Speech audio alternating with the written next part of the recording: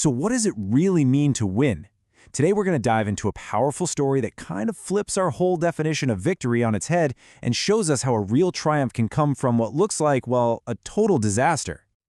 Our story kicks off, not with some triumphant hero, but with this, the massive skeleton of a giant fish. It's a pretty stark, almost haunting image, right? And it immediately makes you wonder, wait, is this what victory is supposed to look like? So that skeleton just forces this question on you. Are we looking at a spectacular failure here? I mean, the story of a fisherman who just lost the catch of a lifetime? Or is this the evidence of something else? A quieter, maybe more profound kind of win? Okay, to really get the answer, first we got to see how the world reacted. So let's head down to the shore and look at this skeleton, and the two totally different ways people saw it. The skeleton becomes this instant spectacle. You've got fishermen gathering around, measuring it, debating just how huge it was. You've got tourists snapping pictures of this weird thing that washed up. But the villagers, the people who really know the sea, they see something completely different. And here, this contrast is just everything. For the tourists, it's about the material loss, right? A fish that got eaten by sharks. It's almost a joke to them. But the villagers, who get the sheer power of the ocean, they see the real story. They see the incredible effort, the grueling battle, and they don't laugh. They respond with this deep, silent respect. And that difference in perception, it is a total game changer. It leads to this huge shift in how the old fisherman, Santiago, is seen by his very own community. I mean, this one single event just completely rewrites Santiago's entire story in the village. For years, he was the butt of jokes, this unlucky old guy, but now all that ridicule just melts away. It's replaced by this quiet, really profound admiration. That skeleton on the shore turns the unlucky old man into a legend. And the local cafe owner just nails it. He captures this new feeling perfectly. You see, the villagers have redefined victory for Santiago. It wasn't about the fish he could sell at the market. No, it was about the dignity, the courage, the honor he showed coming back from an impossible fight. But here's the thing. While the whole village is debating his reputation, Santiago's real victory is happening somewhere much, much quieter, inside his own little hut.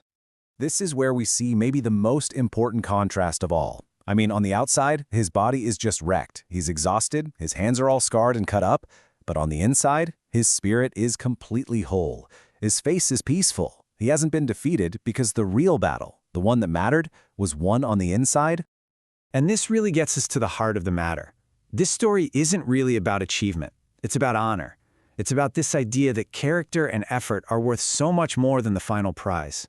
Santiago knows he fought his fight the right way, and that's what gives him peace. And Santiago himself explains it perfectly.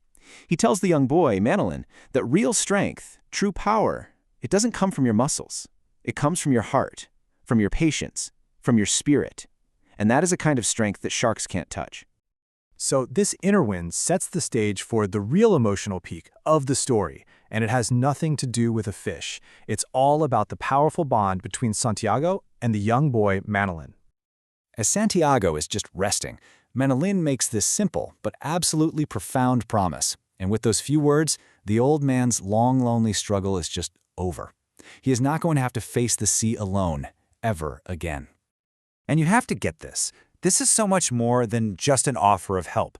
Manolin sees Santiago's true worth. He doesn't just want to learn a skill, he wants to learn how to be like Santiago, to have his character, his inner strength. He's choosing honor over what everybody else thinks.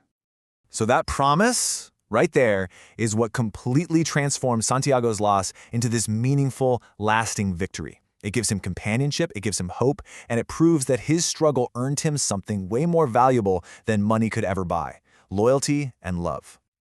And this leads us to the story's final, absolutely beautiful symbol, which just ties the whole thing together. So as Santiago sleeps, you'd think he'd be replaying the trauma of the battle, right? Nightmares about sharks, about the struggle. But no, his mind goes somewhere else entirely, somewhere from his youth. He dreams of lions playing on a sunny beach. So what are these lions all about? Well, they represent everything that Santiago still has deep down inside, despite his age and his tired body.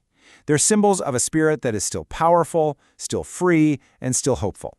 They are the core of who he is, and that part can't be broken.